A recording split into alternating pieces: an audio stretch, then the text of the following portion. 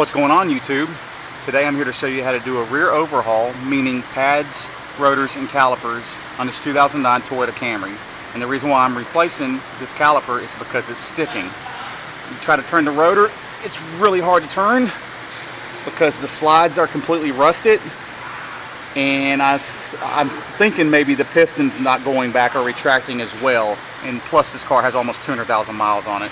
I've already done the other side. The other side was still fine, but I'm just going to show you the difference in wear on the pads and the way the rotor looks and how to tell if your caliper's sticking.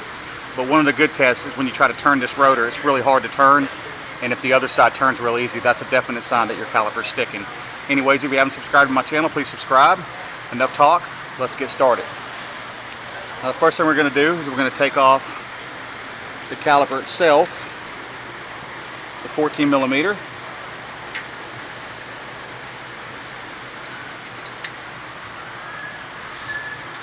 Top and bottom bolt.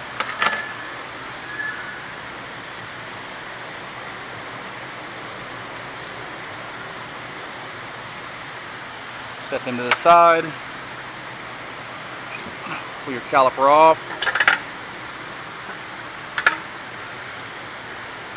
Now, if you notice these brake pads right here, see how thin they are? And if you look at the rotor, it's got a lot of hot spots and grooving on it.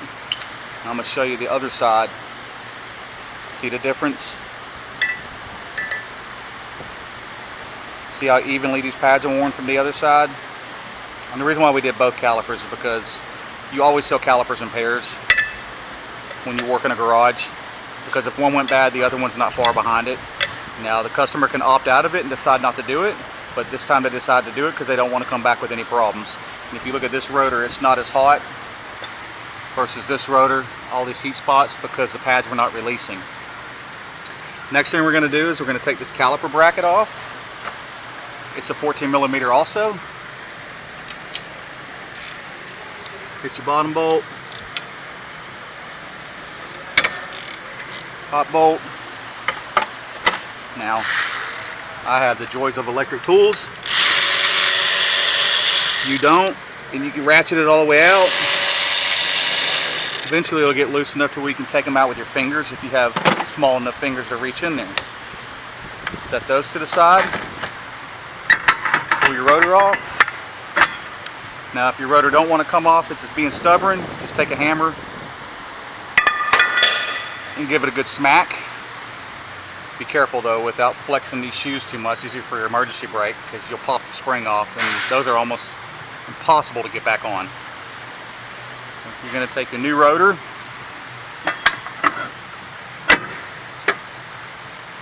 now make sure your new rotor is the same size as your old. You always match parts up as your old rotor. I've already done that though. So we got our new caliper right here. Take both your bolts out. Now, they give you new caliper bolts, but they don't give you new mounting bracket bolts, so you're going to have to reuse those.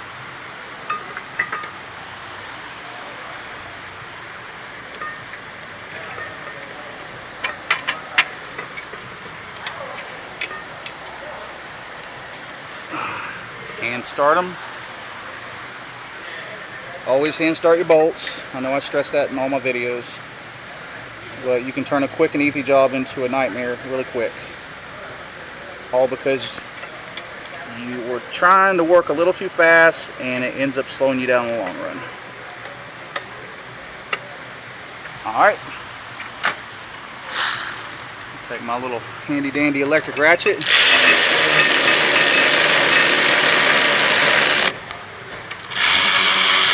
Oh, I guess that one wouldn't start it all the way. That's alright. Back that off a little bit.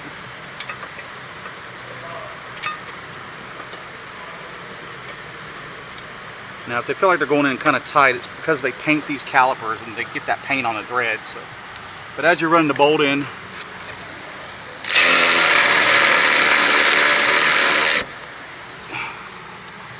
it'll clean that paint off. But don't rely on your ratchet to tighten it tight. Take your wrench and go over it one more time. Snug it down, because these brackets are under a lot of pressure and these bolts got to be tight, otherwise they'll back off. One of those bolts will come out And when you start hitting the brake, the caliper bracket will flip up and hit the wheel. And one, that's dangerous. Two, it will crack your rim. I've seen it happen. Then you'll have a flat tire. Hopefully nobody gets hurt. Take your mounting hardware, click it into place. And if you don't know how this goes on, just look at the old bracket. Take your pads.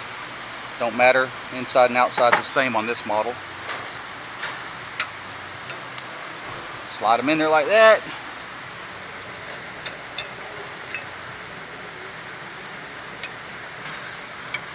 Just like that.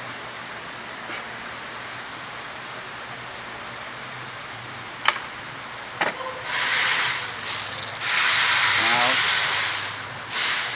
I'll show you a trick.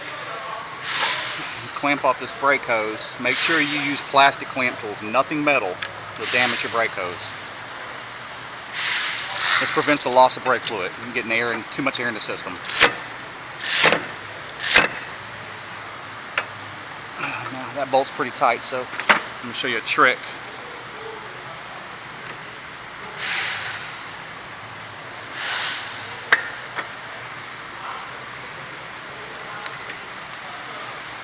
I'm dropping everything.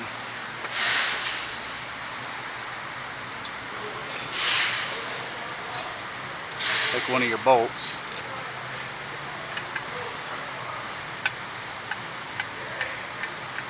Just get it started.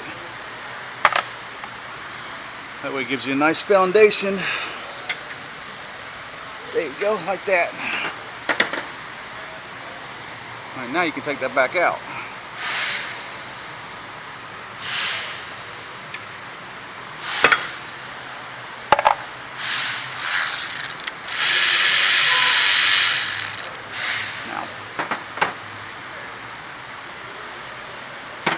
This is just a disclosure. If you decide to do this, it's on you, not me. I never use the new banjo bolt and the new washers because a lot of the times when you tighten them, a day or two later they'll start leaking again. You'll have to tighten them a couple times. I always reuse the old one as long as the washer looks like it's good. I've been doing this for almost 25 years and this method works best for me. Notice I said best for me. Never do I have to tighten these again, they don't leak.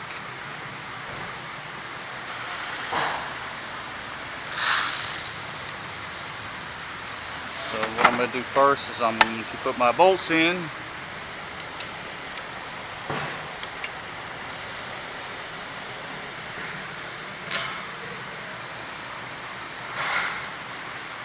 Tighten those down.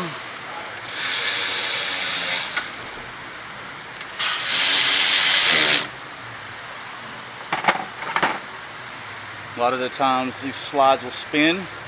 Just taking some vice grips and clamp them around it. Snug those bolts up.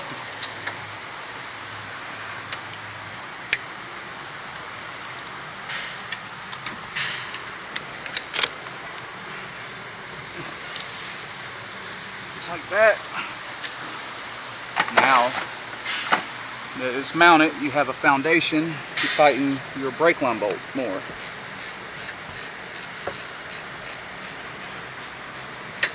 Snug that up.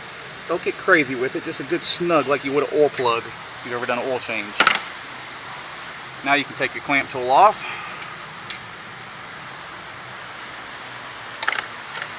This bleeder screws are 8mm. Most bleeder screws are 8 or 10mm. Open it up.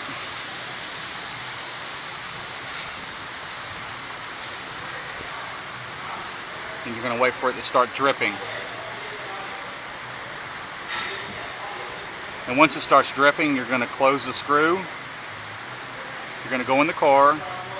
You're going to pump the brake pedal up till it feels nice and hard.